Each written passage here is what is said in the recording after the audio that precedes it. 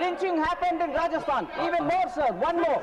In Kerala, during Congress rule, the hands of a teacher, Father Joseph, was chopped off.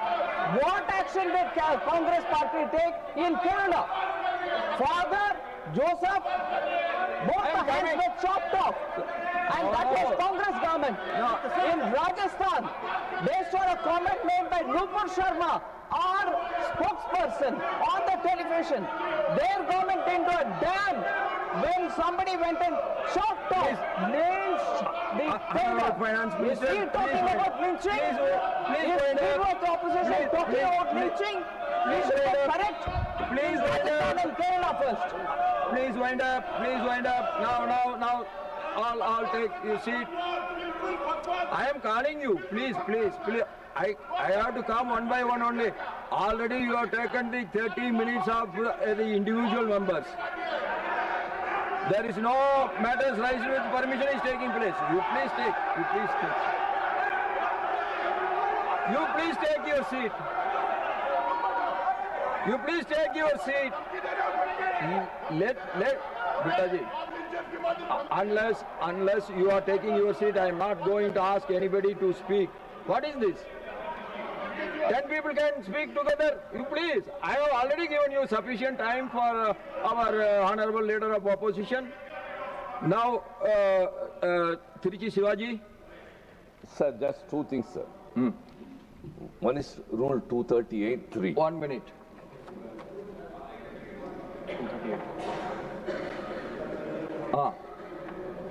First issue, sir, I have second one. First is use offensive expression about the conduct or proceedings of the houses or any state legislature. Sir, the leader of opposition, Mr. Mallikarjun Kharge, has not mentioned any defaming of the other house, sir. Number one. Number two, your predecessor, earlier when there was an issue was discussed which was under sub judice. We quoted Rule 238. He said, anything under the sky can be discussed on the floor of the Council of States. That ruling still stays, sir. Unless it is overruled, that rule still says, so we can discuss anything, sir. Thank you. No, what he said, I have given my ruling already. What Jawaharlal Nehru ji has said, that has been quoted by me, and again you are raising the same point. You please 1 minute, I am coming to you. Please, yes.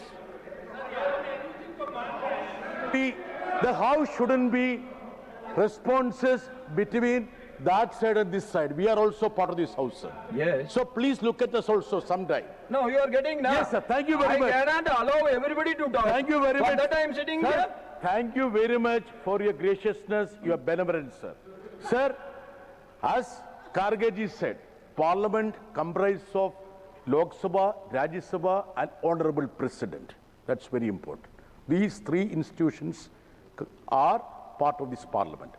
Sir, but every house has its own duty to do, na? Is it not? Sir, let me just say, sir. Continue. Though the president was kept away when it was inaugurated and when it was foundation note. Anyway, my point is simple, sir. Sir, for a parliamentary democracy, institution of the opposition leader is very important. Just as we respect the institution of Prime Minister, please do respect the institution of the opposition leader. So, my submission to you only, sir. Sir, you don't need to give a ruling.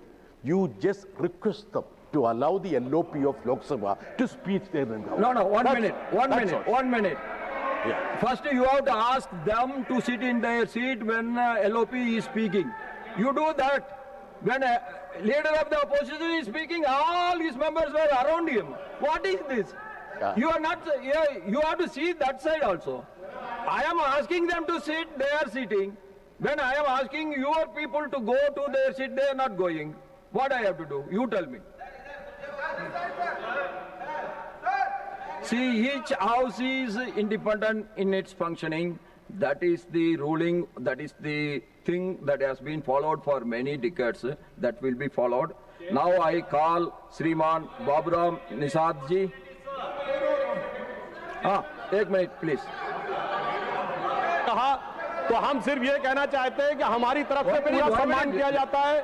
Sir, नेता सदन ने यदि अबोध शब्द का प्रयोग किया है तो बोध का अर्थ होता है ज्ञान, इसमें अप्रत्यय लगाकर जो ज्ञान ना हो उसके लिए अबोध होता है। कोई सम्मान नहीं, किसी का असम्मान नहीं है। सर, ज्ञान की कोई सीमा नहीं होती, अज्ञान की कोई उम्र नहीं होती। और अबोध होने का प्रमाण यह, जिसे यह ना पता हो कि फ्लोर ऑफ द हाउस के ऊपर सब्सटेंशियल एविडेंस मीडिया रिपोर्ट नहीं होती है, वो अबोध है। सर, जिसे ये ना पता हो कि सेना अध्यक्ष और प्रधानमंत्री रक्षा मंत्री के बीच का कम्युनिकेशन ऑफिशियल सीक्रेट एक्ट में आता है, वो पब्लिक डोमेन में नहीं हो सकता, वो अबोध है। और सर, मैं ये भी कहना चाहता हूं, यदि किताब की बात है सर, मैं कोट करता हूं और इसको सब्सटेंशिएट कर सकता हूं। 19 नवंबर 1962 जवाहरलाल नेहरू ने अमेरिकी राष्ट्रपति जॉन एफ कैनेडी को लिखा कि हमें B-2 बॉम्बर चाहिए, हमें स्क्वाड्रन चाहिए जिसका नेतृत्व तो आप करें। और सुनिए, उस समय अमेरिका में भारत के राजदूत B.K. नेहरू, जो नेहरू जी के भतीजे थे, उन्होंने अपनी किताब गुड गाइज फिनिश सेकंड में सर उन्होंने लिखा कि जब मैं वो पत्र देने जा रहा था प्रेसिडेंट के एडवाइजर को, तो मुझे इतनी शर्म महसूस हो रही थी जब अपनी एयरफोर्स की कमांड उनको दे रहे, मैं रोया था। B.K. नेहरू की किताब गुड गाइज फिनिश सेकंड। तो सर, ज्ञान और अज्ञान दोनों को समझ में रखकर तब देश के बारे में विचार करना चाहिए। Now everybody take their seat, please. Everybody take their seat, please, please, please. Let us do our regular. So you want to say something? Then you ask your people to go to the. Why every time they are coming to behind you? So we are here to protect you. Are they going to protect you? And they agree immediately. You see how disciplined people are. How discipline? Every time they are coming to the front is not discipline. Sir, don't create new discipline. Let them be in their seat. Sir, मेरा एक ही निवेदन आपसे है कि ये बार बार नेहरू जी को गालियां देना, इंदिरा जी को गालियां देना, अपोजिशन लीडर के लिए आपने जो शब्द उपयोग करे वो खंडनीय है। और वो ये चाहते हैं कि भाई ये नरवणे की किताब है, इसमें क्या है मुझे मालूम नहीं, मैं पढ़ के बताता हूँ। No, don't take this again. No, I'm not going to allow. This is not authenticated. This is not authenticated. This is not approved by the defense ministry. America को बेचने वाले, देश को दिल्ली रखने वाले प्रोटेस्ट करते हैं। Now, mic should be given to the honorable leader of the House.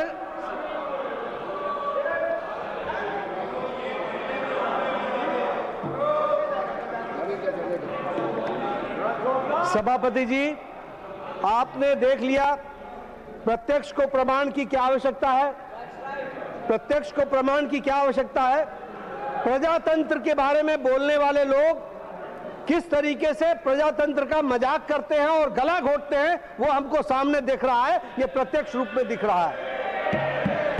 आपने सभापति जी लीडर ऑफ द ऑपोजिशन को एक बार नहीं 3 बार मौका दिया पूरी, और उन्होंने अपनी पूरी बात कही है, पूरी की पूरी बात कही है, लेकिन उनका एजेंडा कुछ और है।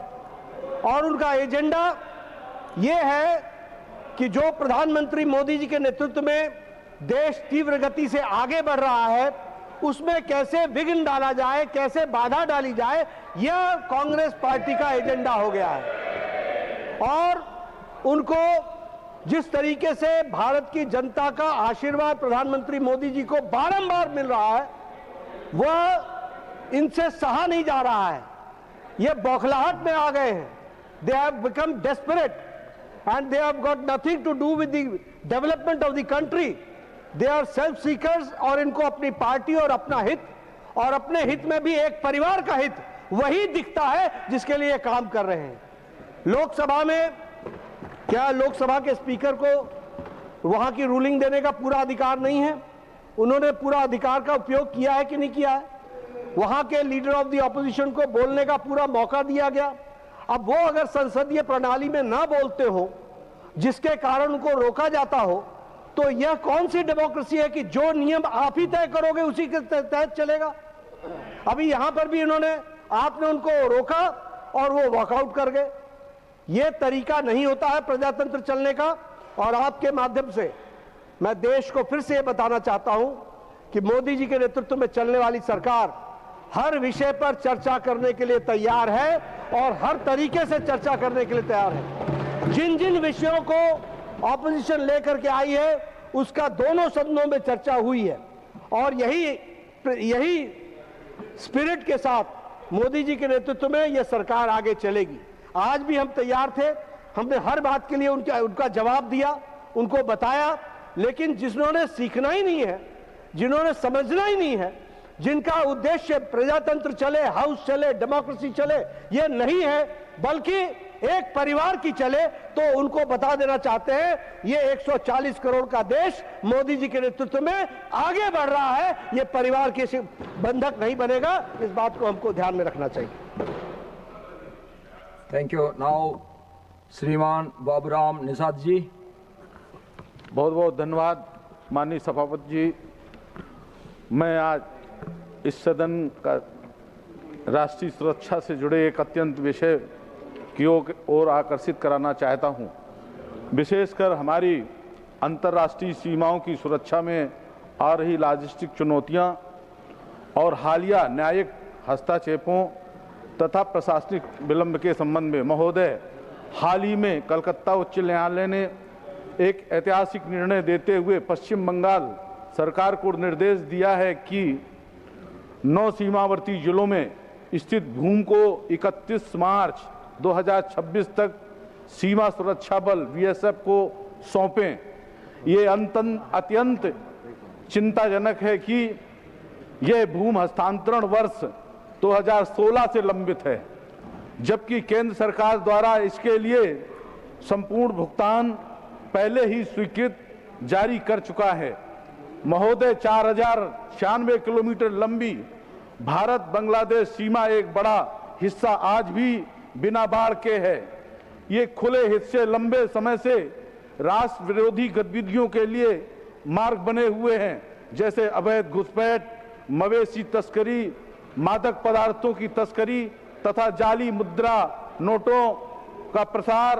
अप्रैल 2025 में दक्षिण बंगाल फ्रंटियर में बीएसएफ कर्मियों ने मालदा के पास खुले सीमा क्षेत्र का लाभ उठाने वाले तस्करों से एक ही रात में 19 से अधिक मवेशियों को छुड़ाया। विडंबना है यह महोदय की राष्ट्र की सीमाओं की सुरक्षा जैसा संप्रभु दायित्व आज राज्य स्तर पर प्रशासनिक इच्छा शक्ति के अभाव के कारण बाधित हो रहा है। पश्चिम बंगाल सरकार उस पर निर्णय नहीं ले पाई है, जिससे लंबे कानूनी संघर्षों पर निर्भरता बढ़ी है। वर्तमान व्यवस्था जिसमें सीमा और संरचना के लिए राज्य सरकारों से अनापत्ति प्रमाण पत्र, एनओसी और जटिल भूमि हस्तांतरण प्रक्रियाएं आवश्यक हैं, एक गंभीर रणनीतिक कमजोरी उत्पन्न कर रही है। राष्ट्रीय सुरक्षा को ना तो नौकरशाही जटिलताओं का बंधक बनाया जा सकता है, ना ही राजनीतिक उदासीनता का। अतः महोदय जी, मैं सरकार से निम्नलिखित उपायों पर विचार करने का आग्रह करता हूं। केंद्रीय सीमा कॉरिडोर की स्थापना, एक ऐसा कानूनी ढांचा बनाया जाए जिसके अंतर्गत अंतर्राष्ट्रीय सीमाओं से सटे 1-2 किलोमीटर चौड़े क्षेत्र को गृह मंत्रालय के प्रत्यक्ष प्रशासनिक एवं कानूनी नियंत्रण में लाया जा सके। दूसरा, विधायी विचार, सरकार को सीमा संबंधी कार्यों को शीघ्रता से पूरा करने हेतु एक व्यापक कानून लाना चाहिए ताकि बाढ़बंदी रणनीति। गिरिराजन जी, श्रीमती माया नरोलिया जी। धन्यवाद माननीय सभापति महोदय जी। मैं इस सदन के माध्यम से माननीय सड़क परिवहन एवं राजमार्ग मंत्रालय का ध्यान मध्य प्रदेश में आवारा पशुओं के कारण बढ़ती सड़क दुर्घटनाओं की एक अत्यंत गंभीर एवं चिंताजनक समस्या की ओर आकृष्ट करना चाहती हूं। महोदय जी, पिछले 2 वर्षों अर्थात 2024-25 तक राज्य में आवारा पशुओं से संबंधित 237 सड़क दुर्घटनाएं पुलिस अभिलेखों में दर्ज की गई हैं, जिनमें 94 निर्दोष नागरिकों की मृत्यु हुई है तथा 133 लोग गंभीर रूप से घायल हुए हैं। ये दुर्घटनाएं राष्ट्रीय राजमार्गों, राज्य मार्गों तथा ग्रामीण सड़कों सभी श्रेणियों की सड़कों पर हुई हैं, जो इस समस्या की गंभीरता को दर्शाती है। यह समस्या विशेष रूप से भोपाल, ग्वालियर, चंबल अंचल, श्योपुर तथा इंदौर भोपाल मार्ग एवं आसपास के क्षेत्रों में अत्यंत गंभीर रूप ले चुकी है। तेज गति वाले राष्ट्रीय राजमार्गों पर अचानक सड़क पर आ जाने वाले मवेशी, बसों, एम्बुलेंस, 2 पहिया एवं 4 पहिया वाहनों के लिए जानलेवा सिद्ध हो रहे हैं। माननीय महोदय जी, इन दुर्घटनाओं के कारण बहुमूल्य मानव जीवन की क्षति हो रही है, परिवार उजड़ रहे हैं तथा घायलों और उनके परिजनों पर भारी आर्थिक व मानसिक बोझ पड़ रहा है। अतः मैं माननीय मंत्री महोदय से सलाहात्मक अनुरोध करना चाहती हूं कि संवेदनशील मार्गों पर पशुरोधी फेंसिंग सुनिश्चित की जाए। राज्य सरकारों के साथ समन्वय कर आवारा पशुओं के लिए समग्र नीति बनाई जाए। दुर्घटना संबंधित क्षेत्रों में चेतावनी संकेतक एवं स्पीड नियंत्रण उपाय लागू किए जाएं तथा आवारा पशुओं से होने वाली दुर्घटनाओं का राष्ट्रीय स्तर पर अलग से डेटा एवं निगरानी तंत्र विकसित किया जाए। धन्यवाद। श्रीमान मयंक कुमार नायक जी। धन्यवाद माननीय सभापति महोदय। मैं आपका ध्यान देश से जुड़े एक महत्वपूर्ण भविष्य और इससे संबंधित विषय की ओर दिलाना चाहता हूं। महोदय, आज हमारे देश में IIT, IIM और अन्य बड़े संस्थान, शिक्षण संस्थानों में बहुत ही प्रतिभाशाली छात्र पढ़ाई कर रहे हैं। यहाँ उन्हें अच्छी शिक्षा, आधुनिक तकनीक और प्रबंधन की समझ मिलती है। पढ़ाई पूरी होने के बाद ज़्यादातर छात्र या तो विदेश चले जाते हैं या बड़ी कंपनियों में नौकरी पे लग जाते हैं। महोदय, अब तक इस व्यवस्था ठीक रही है, लेकिन आज देश को इससे आगे की सोचने की जरूरत है। आज देश को केवल नौकरी ढूंढने वाले नहीं, बल्कि नौकरी देने वाले युवाओं की भी जरूरत है। माननीय प्रधानमंत्री नरेंद्र मोदी जी 2047 में विकसित भारत का स्वप्न लिए आगे बढ़ते हैं, तब ये IIT और IIM में पढ़ाई के मकसद अच्छी नौकरी पाना तो है, मगर उसी तरफ ऐसे कोर्स शुरू किए जाए जिसका उद्देश्य उद्योग लगाना, स्टार्टअप शुरू करना और उत्पादन से जुड़े काम खड़े करना है। माननीय महोदय, इन कोर्सों में छात्रों को ये सिखाया जाए कि उद्योग कैसे शुरू किया जाता है, सरकारी नियम और लाइसेंस कैसे लिए जाता है और पैसे और निवेश की व्यवस्था कैसे होती है, बाजार और निर्यात कैसे किया जाता है, MSME, स्टार्टअप इंडिया और मेक इन इंडिया जैसी योजनाओं का जमीनी लाभ कैसे लिया जाए। ये सब केवल किताबों में नहीं बल्कि व्यवहार रूप से सिखाया जाएगा।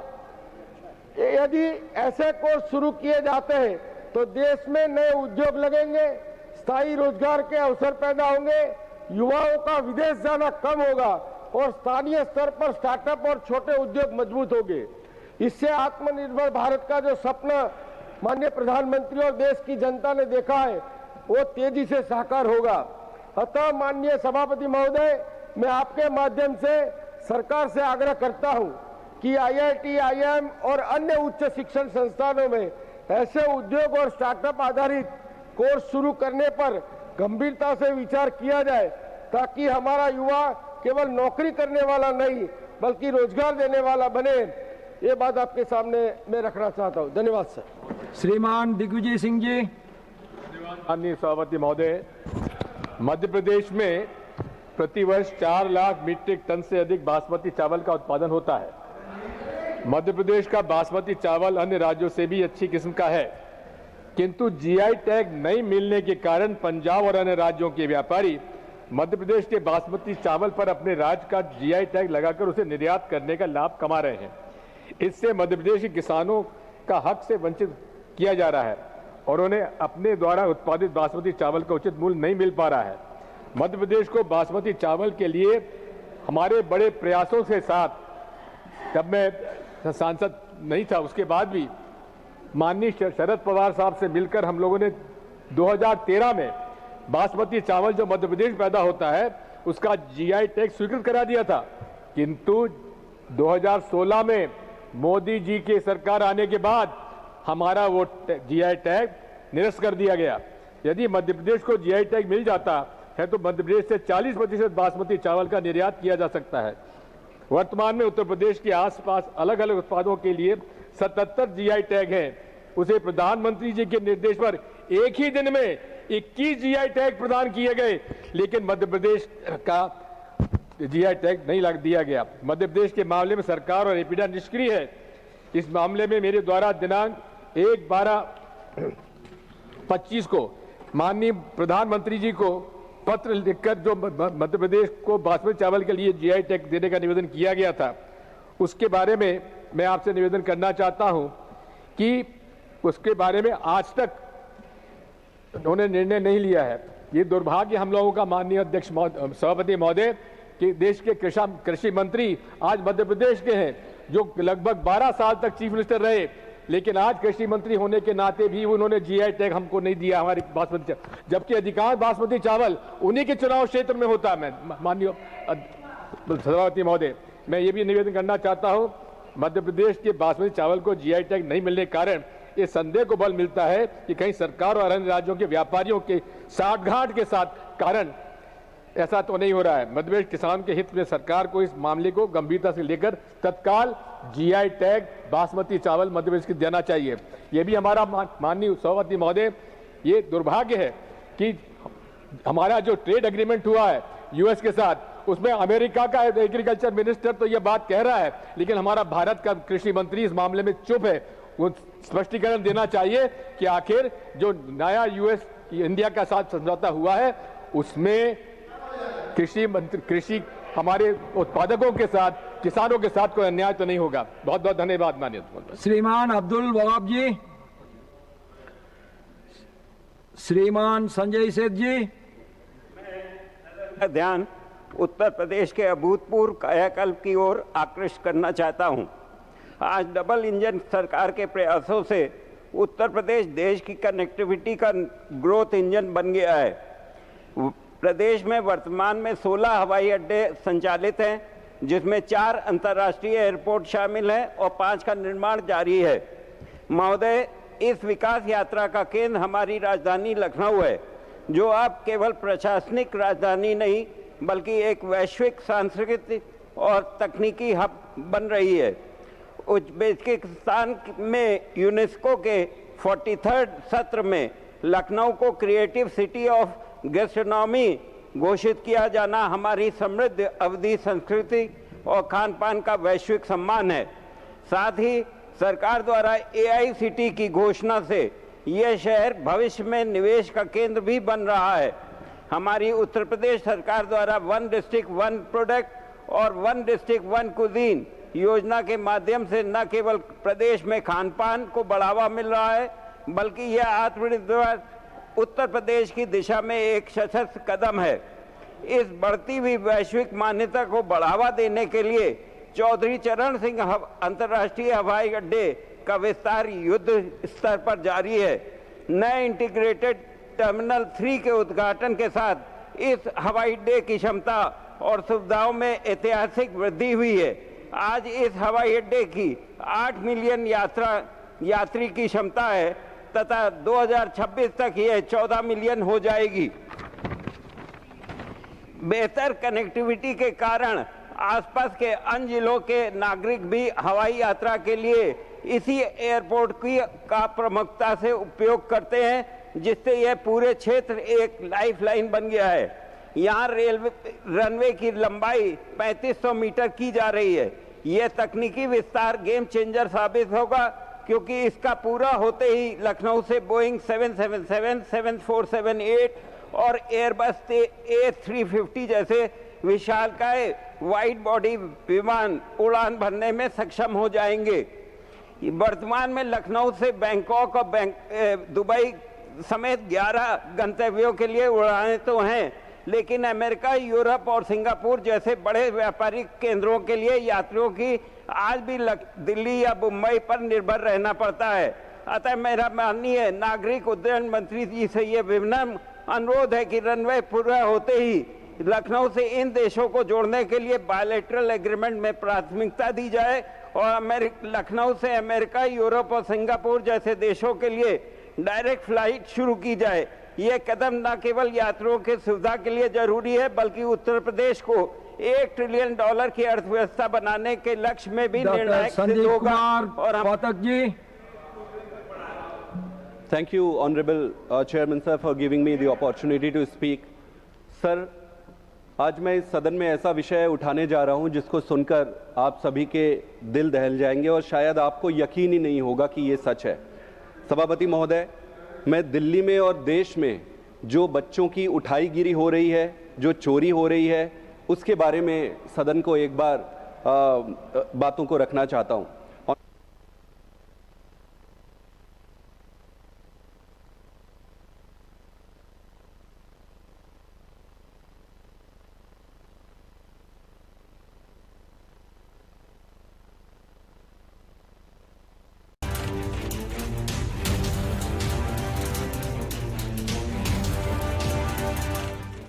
আপনারা দেখছেন নিউজ নাও, খবরের নতুন ভাষা।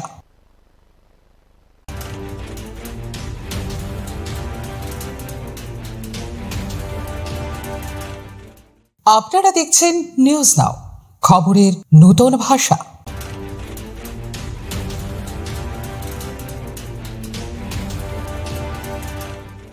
আপনারা দেখছেন নিউজ নাও, খবরের নতুন ভাষা।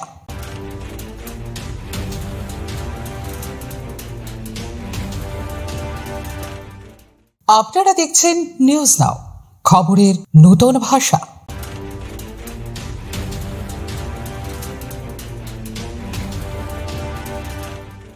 আপনারা দেখছেন নিউজ নাও, খবরের নতুন ভাষা।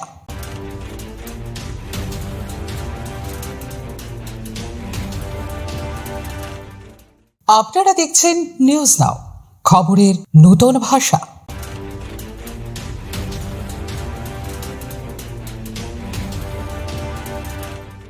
আপনারা দেখছেন নিউজ নাও, খবরের নতুন ভাষা। একটু চেষ্টাতেই দুল লেগে যায় নববধূর কানে, একটু চেষ্টাতেই মানিয়ে নেওয়া যায় বিবাহিত জীবনে। নানা অনুভূতি জড়ানো বিয়ের গয়না। শ্যাম সুন্দর কোম্পানি জুয়েলার্স।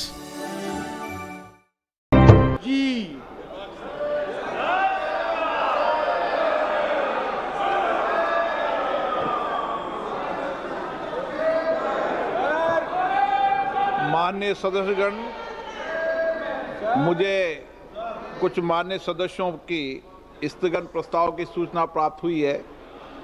मैंने आज किसी भी स्थगन प्रस्ताव की सूचना की अनुमति प्रदान नहीं की गई है।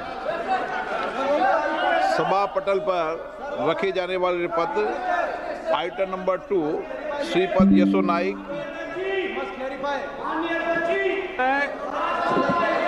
आदरणीय अध्यक्ष महोदय, मैं आपकी अनुमति से आज की संशोधित कार्यसूची की क्रम संख्या 2 पर मेरे नाम के सामने सूचीबद्ध दस्तावेजों को सदन के पटल पर रखता हूं।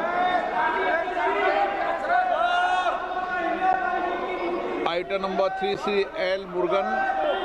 Speaker sir, with your kind permission, on behalf of my colleague Sushri Shobhas Karandaleji, I rise to lay on the table of the House the papers mentioned at serial number 3 of today's revised list of business put in the Ministry of Micro, Small and Medium Enterprise. Item number 4, Shri L. Murugan. Respected Speaker sir, with your kind permission, on behalf of my colleague Shri Tokan Sagu, I rise to lay on the table of the House the papers mentioned at serial number 4 of today's revised list of business. Item number 5, Shri Suresh Gopi. Respected Speaker sir, with your permission, I rise to make the statement in the House listed against my name on serial number 5 in today's revised list of business regarding the status of implementation of the recommendations contained in the 5th report of the Standing Committee on Petroleum and Natural Gas 2024-2025 on action taken by the government on the recommendations, observations contained in the 23rd report of the committee 2023-24 on review of policy on import of crude oil pertaining to the Ministry of Petroleum and Natural Gas. This may please be considered as read. Thank you. सदन में तख्तियां लेके आओगे और banner लेके आओगे तो सदन में बोलने नहीं दिया जाएगा। माननीय सदस्यगण, धन्यवाद प्रस्ताव पर सदस्यों ने अनेक संशोधन प्रस्तुत किए गए हैं। अब मैं सभी संशोधनों को एक साथ सभा के मतदान के लिए रखता हूं। प्रश्न ये कि माननीय सदस्यों द्वारा प्रस्तुत सभी संशोधनों को स्वीकृत किया जाए। जो सदस्य इसके पक्ष में हाँ गए, जो सदस्य विरोध में ना गए, मेरे विचार में निर्णय ना वालों के पक्ष हुआ, ना वालों के पक्ष में हुआ, सभी संशोधन अस्वीकृत हुए। अब मैं राष्ट्रपति अभिभाषण पर धन्यवाद प्रस्ताव को सभा के मतदान के लिए रखता हूं। प्रश्न ये कि राष्ट्रपति की सेवा में निम्नलिखित शब्दों में एक समावेदन प्रस्तुत किया जाए कि सत्र में समवेत लोकसभा के सदस्य राष्ट्रपति के उस अभिभाषण को जो उन्होंने 28 जनवरी 2024 को एक साथ समवेत संसद की दोनों सभाओं के समक्ष देने की कृपा की है, उनके प्रति हम अत्यंत आभारी हैं। जो सदस्य इसके पक्ष में हाँ गए, जो सदस्य विरोध में ना गए, मेरे विचार में निर्णय हाँ वालों के पक्ष हुआ, निर्णय हाँ वालों के पक्ष हुआ, प्रस्ताव स्वीकृत हुआ। मैं माननीय सदस्यों से आग्रह करता हूं कि वह सभागृह की मर्यादा को बनाए रखे, बैनर, तख्तियां, नारेबाजी न करें, आप सदन को चलने दें। बजट पर, महत्वपूर्ण बजट पर चर्चा होगी, सबको अपने विचार व्यक्त करने का अवसर मिलेगा। आप सदन नहीं चलाना चाहते,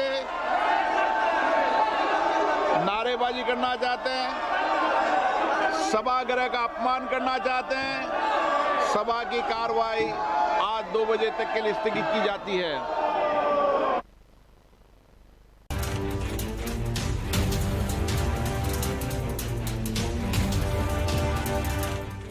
আপনারা দেখছেন নিউজ নাও, খবরের নতুন ভাষা।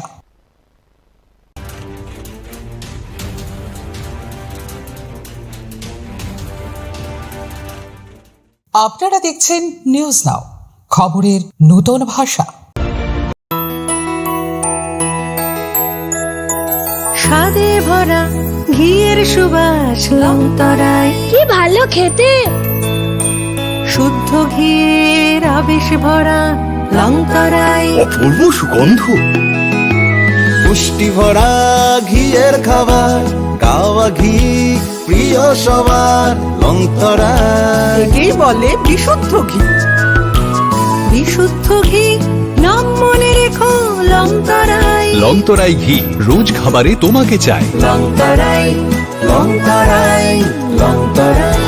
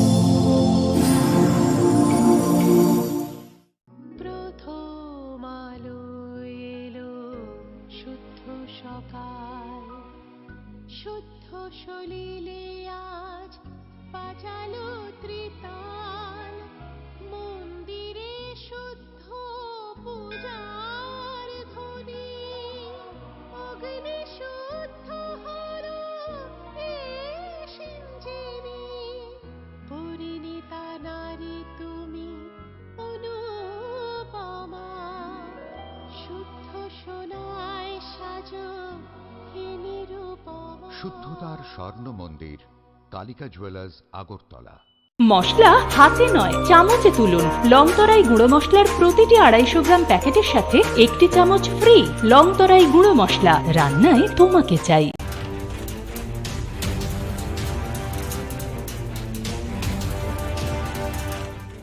আপনারা দেখছেন নিউজ নাও, খবরের নতুন ভাষা।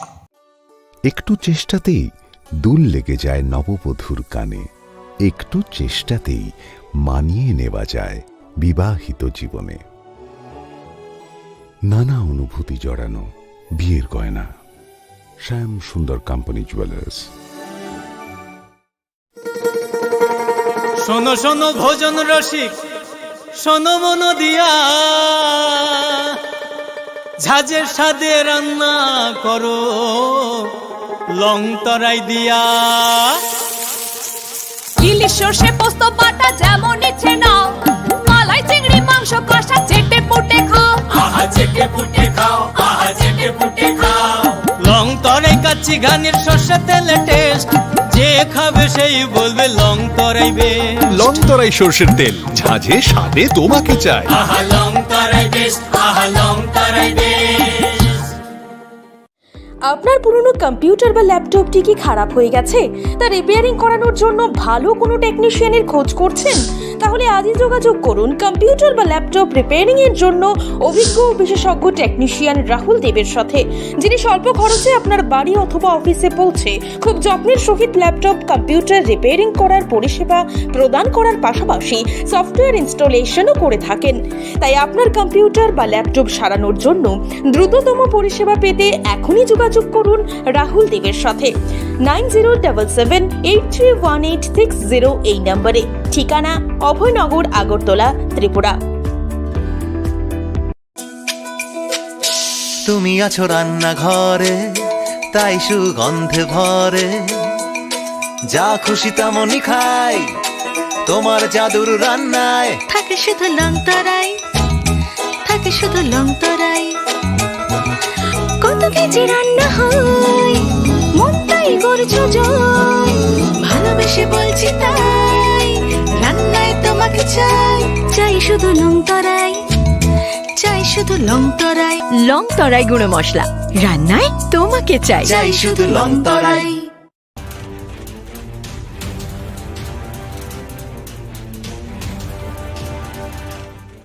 আপনারা দেখছেন নিউজ নাও, খবরের নতুন ভাষা। স্বাদে ভরা ঘিয়ের সুবাস লং তরাই, কি ভালো খেতে। শুদ্ধ ঘিয়ের আবেশ ভরা লং তরাই, অপূর্ব সুগন্ধ। পুষ্টি ভরা ঘিয়ের খাবার, গাওয়া ঘি প্রিয় সবার লং তরাই। একেই বলে বিশুদ্ধ ঘি। বিশুদ্ধ ঘি নাম মনে রেখো লং তরাই। লং তরাই ঘি রোজ খাবারে তোমাকে চাই। Long Terai, long Terai, long Terai.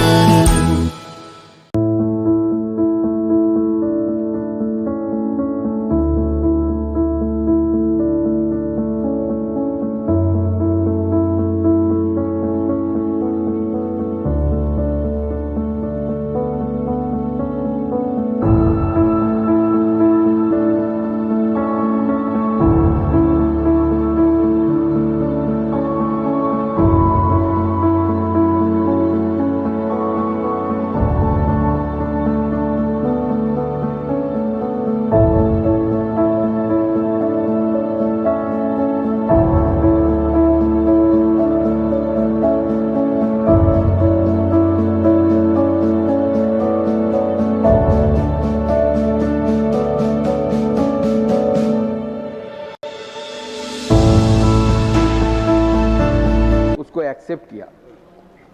Ministry of donor हमारी सरकार की उन्होंने द्वारा जो rising north east investor summit वो 2025 में 23 एंड 24 में दिल्ली में आयोजित हुआ और वहाँ पे जो ट्रेड पोटेंशियल है और इन्वेस्टमेंट पोटेंशियल है नॉर्थ ईस्ट रीजन का जो अभी तक अछूता रहा, तो उसको दर्शाया गया और honourable prime minister Shri Narendra Modi ji के द्वारा भारत मंडपम में इसका उद्घाटन हुआ। और इसमें बहुत सारे जो नॉर्थ ईस्ट के कैपेसिटीज़ है, जो नॉर्थ ईस्ट में जो क्षमता है जिसका हम इस्तेमाल कर सकते हैं, जैसे हेल्थ केयर से लेकर हैंडलूम से लेकर टेक्सटाइल से लेकर हैंडीक्राफ्ट से लेकर सारी चीज़ें वहाँ पे प्रदर्शित हुई। और वहाँ पे मिनिस्ट्रियल सेशंस हुए depending upon the focus sector, B2G, B2B meeting हुए। और इसको सक्सेस करने के लिए इससे पहले मंत्रालय ने 9 जो हमने अलग अलग जगह पे उसके ऊपर हमने रोड शोज किए, 2 एम्बेसडर मीट हुआ जिसके द्वारा बहुत सारे इस राइजिंग नॉर्थ ईस्ट को लेकर जिसके लोगों में उत्साह प्राप्त हुआ। अगर इसमें देखा जाए तो जो टॉप 3 राज्य है जिनको सबसे ज़्यादा प्रपोजल आया उसमें आसाम, अरुणाचल प्रदेश और मेघालय, ये 3 राज्यों में सबसे ज़्यादा आया।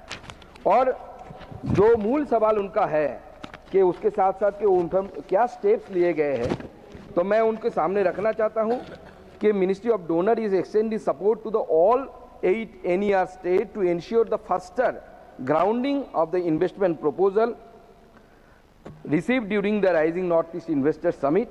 For effective monitoring, a nodal officer has been appointed from each of the 8 NER states who is responsible for holding a regular meeting with the investors and assist them to resolve any issues that may be facing in their investment journey.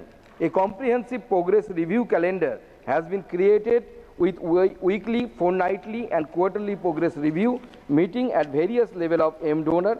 Steps are also being taken by the state governments to strengthen the state IPAs, that is the investment promotion agencies, establishment of land banks, single window clearance, etc.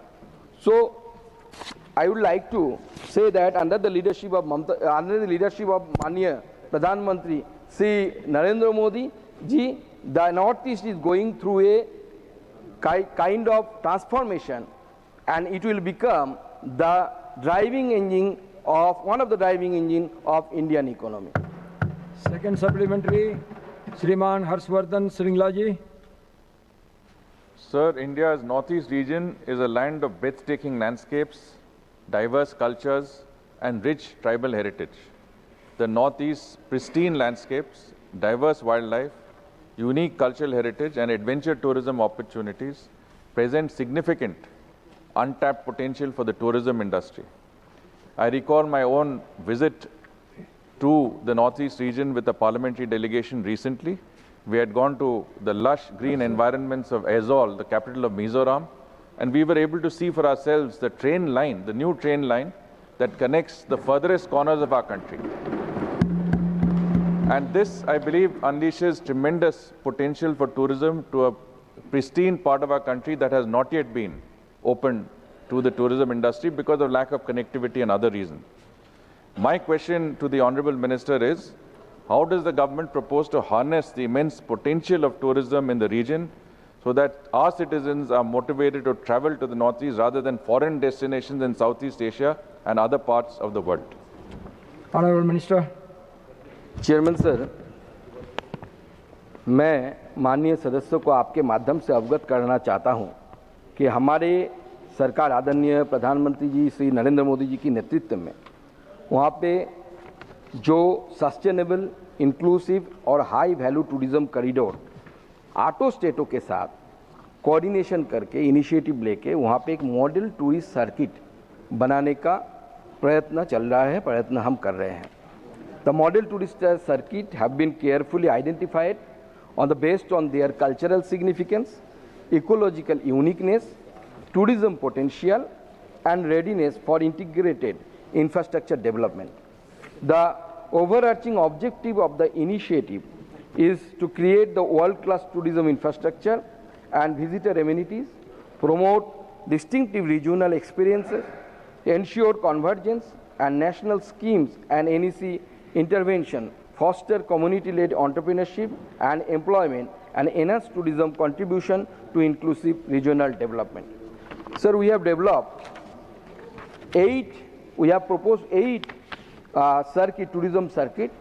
I would like to mention all the names. The Arunachal Pradesh, we have Itanagar zero circuit.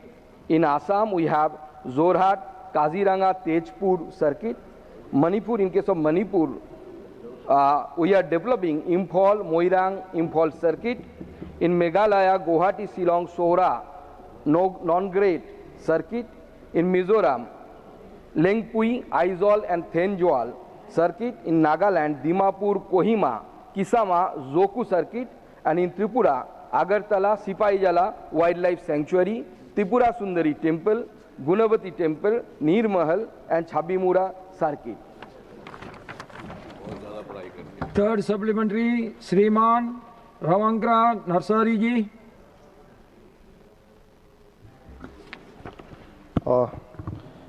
धन्यवाद sir, आपने supplementary question के लिए मुझे मौका दिया। मैं मंत्री जी से जानना चाहता हूँ, आपने नोटिस में रिप्लाई में जो विस्तार से बताया बहुत अच्छा हुआ। Roads, railway, connectivity, civil aviation, telecommunication ऊपर में नोटिस के लिए क्या प्रोजेक्ट चल रहा है, क्या प्रोजेक्ट हुआ है अभी तक विस्तार से बताया। इसमें से रेलवे सेक्टर में बोडोलैंड में कोकराझार से गेलेपुर तक एक रेल कमीशन करने का बात बताया था पहले, इसके ऊपर अगर बताया तो अच्छा होता। फिर मेरा क्वेश्चन ये है, मैं फोकस डेवलपमेंट कंपोनेंट के बारे में जानना चाहता हूँ नोटिस के NSC के प्रोजेक्ट स्कीम के ऊपर।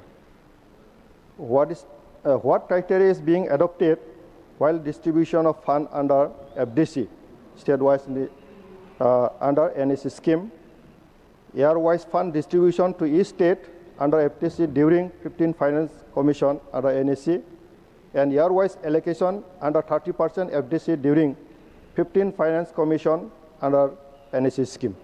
मैं इसके ऊपर जानना चाहता हूँ। और एक और जानना चाहता हूँ, 1500 इंफ्रास्ट्रक्चर डेवलपमेंट के लिए एक पैकेज जब बोडोलैंड एकॉर्ड हुआ था 2020 में, वो एक वादा किया था, इसका अभी तक क्या स्टेटस है, इसके ऊपर मैं जानना चाहता हूँ। धन्यवाद sir. Honourable minister.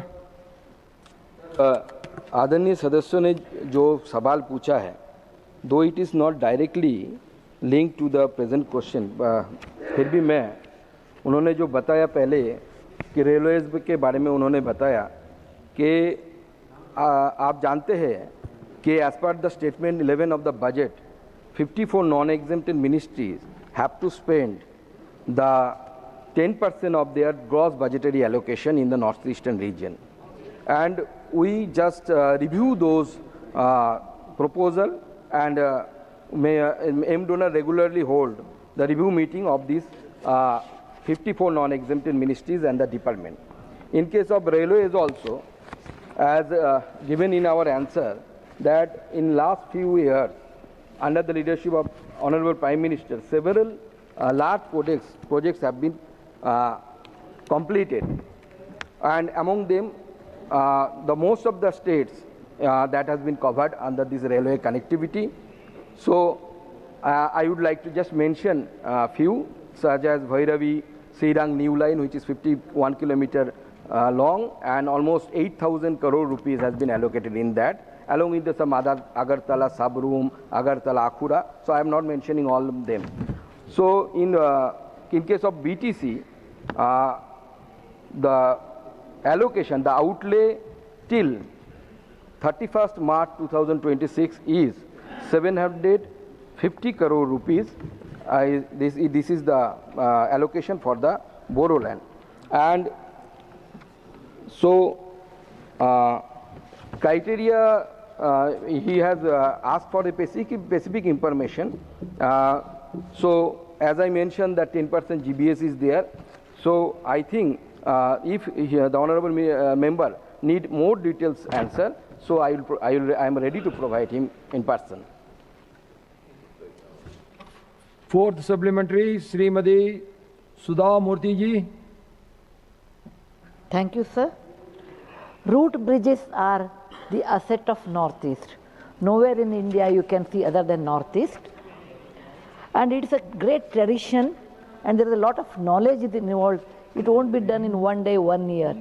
It takes long time, and this is the traditional knowledge of the Northeast, and it should be documented properly, and it should be in terms of the video or the digital media, also in the writing. And this will be a great asset for the tourism. It will boost the tourism in Northeast. So I would like to know through you, sir, what are the methods Government of India is taking for the Northeast. I really congratulate. There is a special division is there for Northeast, and there is a special minister is there. I am sure this additional knowledge will help boost tourism and lot more employment. Dhanyavad. Honorable Minister. Thank you, Honorable Chairperson, sir. So, Chairman, sir. So, Honorable Member asked for she talked about the root bridge, and really the one word that can be used to describe the beauty of beauty of the Northeast, that is the mesmerizing. I feel that the beauty of the Northeast is really mesmerizing for us. And then she mentioned about the root bridge, and that is maintained, obviously that is maintained by the state government, and we have proposed a circuit, tourist circuit for this area, and as I mentioned previously also. So this in the Meghalaya, we have proposed one circuit, that is Guwahati, Shillong, Sohra and Nongret, and this Nongret is famous for this the road bridge. So this circuit which we have proposed, and we are also have the planning to train our guide, we are also planned to make the logos, and all these kind of new initiatives has been taken by the ministry under the leadership of the Honorable Prime Minister. So it will help to make this route bridge much more popular, and as well as as far the knowledge is concerned, I am sorry, because it is not under the purview of our ministry. So I would like to request, I can write a letter to the Honorable State Government, the Chief Minister of the State Government, to look into this. Fifth supplementary, Srimati S. Pengnan Konyak ji. Thank you, Chairman, sir. Through you, I'd like to ask the Minister, what is the progress of the Memorandum of Understanding signed between the Ministry of Development of Northeastern Region and Ministry of Foreign Affairs of the Kingdom of Thailand and Northeastern Handicraft and Handloom Development Corporation and Creative Economy Agency of Government of Kingdom of Thailand on 3rd April 2025 to institutionalize and increase bilateral cooperation in the handloom and handicraft sector? Thank you. Honorable Minister. Honorable Chairman, sir, it is, this kind of bilateral treaties are not under the purview of our ministry. And this question is directly not connected. Even the main question is regarding the infrastructural projects of the Northeast. Now question number 63, Sriman Bhuvaneshwar Kalida ji. Three, sir. Honorable Minister. Chairman, sir, the answer is laid on the table of the House. The first supplementary, Sriman Bhuvaneshwar Kalida ji. Honorable Chairman, sir, the invention of artificial intelligence has become a global phenomenon covering multiple sectors of human life. Sir, under the leadership of Honorable Prime Minister Shri Narendra Modi ji, the BharatGen is the first government-supported national initiative to develop a range of sovereign foundational AI models tailored to Indian languages and social contexts. I want to know from the Honorable Minister that this is one sector, whether the government is planning to expand it to other sectors of human life. Sir, I must compliment the Honourable Member for having asked a very significant question, which is very relevant to the contemporary times. and has futuristic bearing also.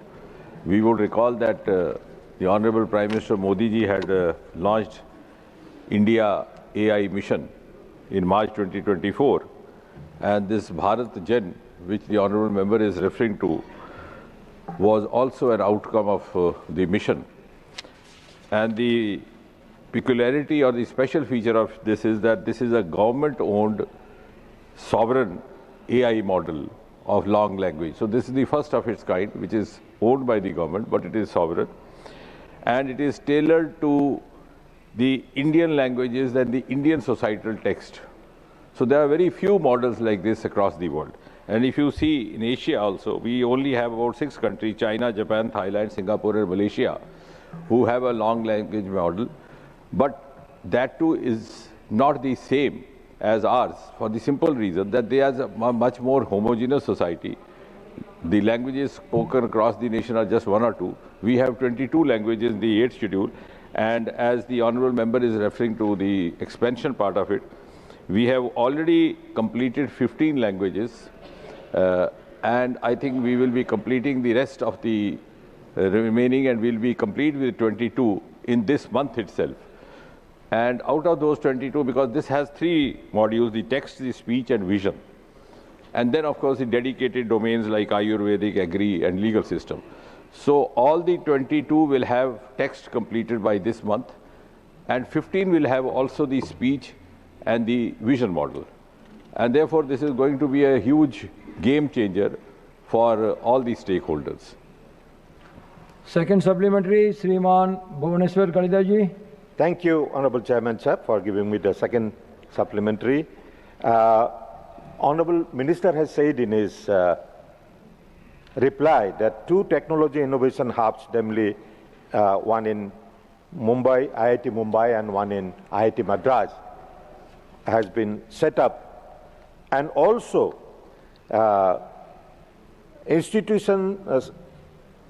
some institutions has been taken as part of the Bharat Gen consortium. Altogether, about 7 institutions has been taken, but Honorable Minister has been a Minister for Donor also. I would like to know from the Honorable Minister that whether IIT Guwahati will be taken as one institution for this purpose in Northeastern region. Honorable Minister. Member rightly mentioned, we are following a very integrated approach, whole of science, whole of government, whole of nation. So as he rightly mentioned, the Bharat Gen initiative has been undertaken or spearheaded by IIT Bombay, but we have 7 other institutions as a part of the consortium, which include IIT Hyderabad, IIT Madras, IIT Kanpur, IIT Mandi, IIT Indore, and so on. But that does not mean that we have left out other regions. In fact, we have come up with 25 technology innovation hubs, out of which 4 have already been upgraded to the level of the technology transfer research parks, where you have the industry coexisting along with the research departments, and therefore the transfer becomes much easier, convenient and facilitated. And these 4 upgraded are IIT Indore, IIT Kanpur, IIT Dhanbad and Indian Institute of Sciences in Bengaluru. The rest are also living up to the same mandate of robotics, AI, ML, cyber security, and gradually we are expanding out. But when we come to the languages part of the Bharat Gen model or module as such, the languages of the Northeast, which are a part of the 22 languages included in the 8th schedule, will also be included. Rather, I would add that since this is a dynamic process, sometimes we may require more than 22 also. So that's precisely what I was suggesting with the team and discussing. After we have completed the 22, we may go further also.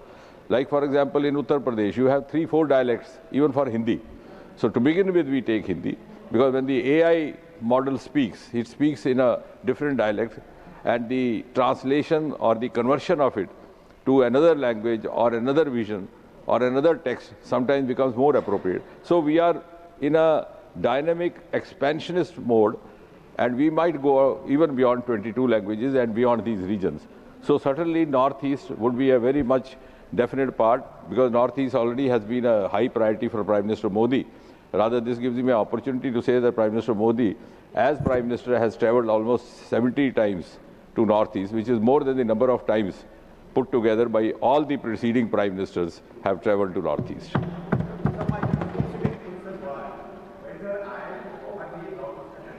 Can be taken as hub. Is the government planning to do that?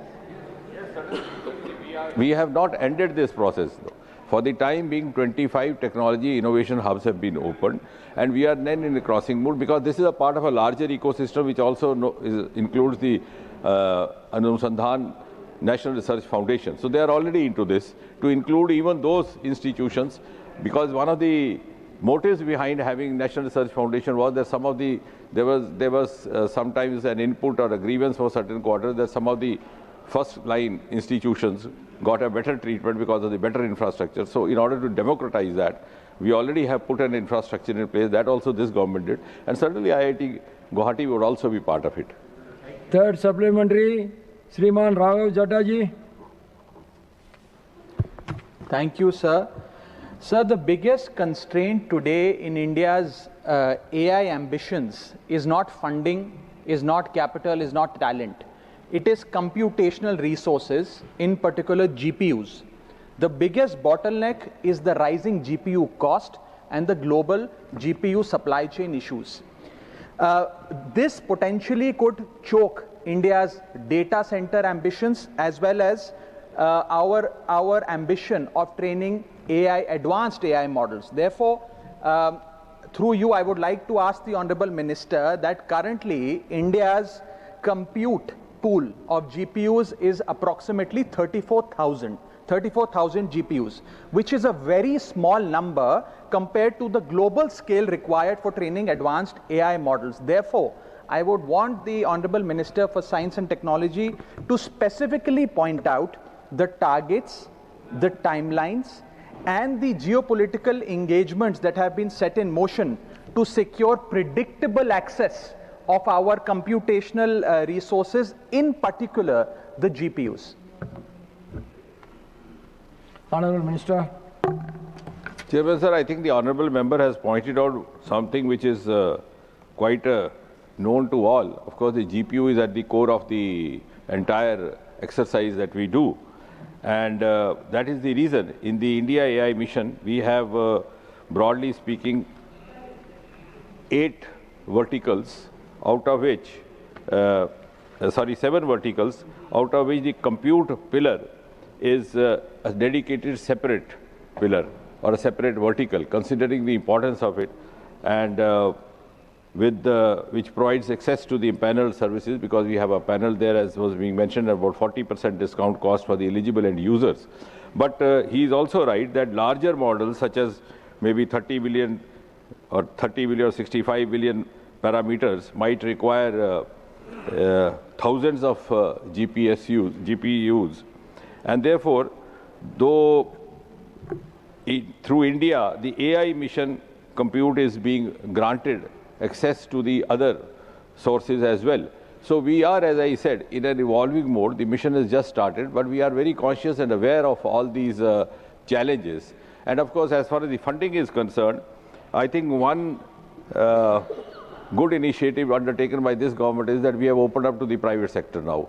So we are also now encouraging more of investments from the non-government entities, maybe private sector, maybe philanthropies. In fact, only yesterday we have launched the first call of the RDI fund, the Research Development Innovation 1 lakh crore fund, which is also first of its kind initiative, where all those who come forward with about T4 level, that is a transfer level 4, would be given funding in order to catalyze their projects. And that would also include the GPU related projects. So we are conscious of that, and we are certainly going to meet that also, because we have to live up to the global benchmarks. I think there's no second thought about that. Thank you. Next supplementary, Dr. Sasmit Patra ji. Thank you, Honorable Chairman, sir. Firstly, I'd like to compliment my senior colleague, Mr. Kalita. It's a very nice question, especially because the Global AI Summit is coming up on the 16th to 20th, and the entire world will be in Delhi. As it comes on the background of that, my specific question is to the Honorable Minister. Under Bharat Gen AI models like the LLMs, text-to-speech, automatic speech recognition, are these open source LLMs? Are these open source text-to-speech recognition? If they are, then would that be open to our Indian innovators and our young entrepreneurs, and would that be provided free of cost? And B, for the beneficiaries and the users, is it going to be free to use? Like you have Ayur Param, Agri Param, and Legal Param. So would you deploy that free of cost, or would it be a cost? And is it only a sovereign standalone for the government? Thank you. Honourable Minister. No, I'm glad that the Honourable Member has asked a question which is very important from the point of view of the stakeholders. We are in the process of formulating. It is sovereign from the point of view that it has its own entity, though being a part of the government setup. So to that extent it is sovereign. But that does not mean that it would not be sharing its data with certain terms and conditions, and there will be a mechanism to determine whom to share with, considering all these safeguards also in place. And the other part of it, as you said, at what price also, we are discussing discounts as well, and that will be worked out, because right now we, as I said, we are almost reaching the completion of this process. Maybe this month itself we'll be completing the 22 languages, and then of course we would also work on that. And as the things move on, because this is very, very dynamic, what we are discussing today, maybe thinking about tomorrow, would be not relevant tomorrow. So we are definitely open to all this. Fifth supplementary, Shriman Mahendra Bhatt ji. माननीय सभापति महोदय, मैं माननीय मंत्री जी ने अपने उत्तर में बताया है भारत जैन के AI मॉडल में 22 भाषाओं में से 15 भाषाओं को सम्मिलित कर दिया गया है। मैं माननीय मंत्री जानना चाहूँगा कि शेष 7 भाषाओं को इसमें सम्मिलित न होने के क्या कारण रहे हैं, तथा इन भाषाओं को कब तक भारत जैन में AI में मॉडल में सम्मिलित कर दिया जाएगा। Honourable minister. नहीं, इसमें धन्यवाद अध्यक्ष सभापति जी, जो हमारे माननीय सदस्य ने पूछा है, इसमें कोई सिद्धांतिक कारण या कोई ऐसा कारण नहीं है। क्योंकि ये प्रक्रिया अभी चल रही है, तो उस प्रक्रिया के तहत 22 भाषाओं में प्रक्रिया संपन्न हो चुकी है लगभग, और इस महीने शायद हो जाए पूरी तरह। और वो भी क्योंकि इसमें कोई बात छिपी हुई नहीं है, और ये तो क्योंकि टेक्नोलॉजी के साथ संबंधित है, तो सबको इसमें कुछ ना कुछ स्टेक है, तो इसमें स्पष्टता से बात होनी भी चाहिए ताकि बाकी सबकी भी इसमें राय और सुझाव मिल सके। उसमें भी मैं ऑनेस्टली स्पीकिंग ये कहूँगा कि 22 भाषाओं में अभी हम टेक्स्ट मुकम्मल कर पाएंगे शायद इस महीने, लेकिन जो उसके दूसरे 2 कंपोनेंट हैं, एक विजन का कंपोनेंट और एक राइटिंग का, वो अभी तक शायद 15 में हो पाए, लेकिन धीरे धीरे वो भी होगा और उससे हम आगे भी बढ़ेंगे। क्योंकि मैंने निजी तौर पर भी एक मॉडल अपने लिए भी तैयार किया है जो मेरी कॉन्स्टिट्यूएंसी में काम करता है। उसमें हमने कोई ऐसे मॉडल्स भी तैयार किए कि वो अगर मान लीजिए तमिल बोलते हैं तो तमिल उसी एक्सेंट में बोलेगा जिस उस गांव में बोली जाती है। तो लेकिन उसके लिए हमें डाटा और इकट्ठा करना पड़ेगा। तो इसीलिए मैंने ये कहा कि हम 22 भाषाओं के बाद उसको आगे भी बढ़ाएंगे, और निश्चय ये प्रक्रिया भी समाप्त नहीं हुई, ये आगे तक चलेगी, और आगे जैसे जैसे इसमें कुछ और आयाम जोड़ेंगे इसको हम आगे भी बढ़ाएंगे। नाउ क्वेश्चन नंबर 64, श्रीमान ब्रिजलाल जी। सभापति महोदय, question number 64। Honourable minister. Chairman sir, उत्तर सभा पटल पर रखा गया। फर्स्ट सप्लीमेंट्री, श्रीमान ब्रिजलाल जी। धन्यवाद चेयरमैन सर। सबसे पहले मैं प्रधानमंत्री जी को, अपने कानून मंत्री जी को साधुवाद देता हूं, जिन्होंने नालसा वीर परिवार योजना 2025 लागू किया। महोदय, ये योजना रक्षा, CAPF, उनके सर्विंग सेवानिवृत्त जवानों और आश्रित परिवारों को कानूनी सहायता देने के लिए बनाई गई है। महोदय, मैं यूनिफॉर्म सेवा में रहा हूं और मैं इन जवानों के दर्द को समझ सकता हूँ। महोदय, उत्तर प्रदेश सबसे बड़ा राज्य है और सबसे ज़्यादा आर्मी में पैरामिलिट्री में उत्तर प्रदेश के जवान हैं। मैं माननीय कानून मंत्री जी से पूछना चाहता हूं कि उत्तर प्रदेश में इस योजना के अंतर्गत लाभार्थियों में श्रेणीवार जैसे विधवाएं, आश्रित और पूर्व सैनिक के विवरण संकलित किया जा रहा है? यदि हाँ, तो तर्क संबंधी विवरण क्या है? Honourable minister. Thank you chairman sir. माननीय सदस्य ने जो प्रश्न किया है, ये हमारी एक महत्वपूर्ण योजना है सर, वीर परिवार सहायता योजना। जो हमारे सैनिक सीमा पर लड़ते हैं, देश की सुरक्षा करते हैं और सुदूर क्षेत्रों में रहते हैं, तो ऐसी परिस्थिति में अगर उनके परिवार में कोई झगड़ा हो गया, कोई जमीन का विवाद हो गया, कोई उत्तराधिकार से संबंधित कोई मामला आ गया, कोई फैमिली डिस्प्यूट आ गया और विरासत या पेंशन संबंधी कोई मामला आ गया, तो वो वहां ड्यूटी कर रहे हैं। तो तय किया गया कि हमारी जो नालसा है उसके साथ एक योजना बनाई जाए और इसका जो शुरुआत की गई है वो श्रीनगर में 2025 में की गई वीर परिवार सहायता योजना नालसा के माध्यम से। वो वहाँ ड्यूटी करें, हमारे सेना के जवान या कोई ऑफिसर भी हो सकता है, पैरामिलिट्री फोर्सेज का भी हो सकता है।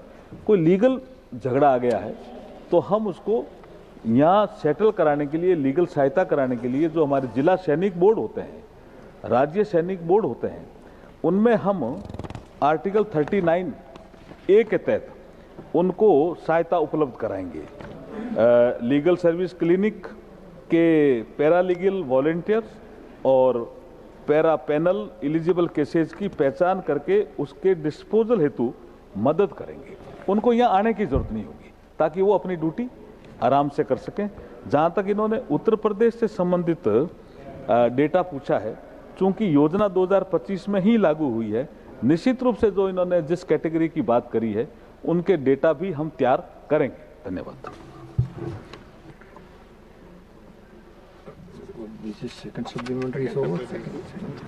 सेकंड सप्लीमेंट्री श्रीमान ब्रिजलाल जी। धन्यवाद चेयरमैन सर। अभी कानून मंत्री जी ने बड़े विस्तार में बताया है कि ये योजना लागू की गई है कि जो जवान दूर दराज इलाकों में सेवा कर रहे हैं उनको छुट्टियां नहीं मिलती और उनके परिवारजनों को इनमें कानूनी सहायता में कोई दिक्कत ना हो। महोदय, पहले की सरकारों ने इसके बारे में कभी नहीं सोचा।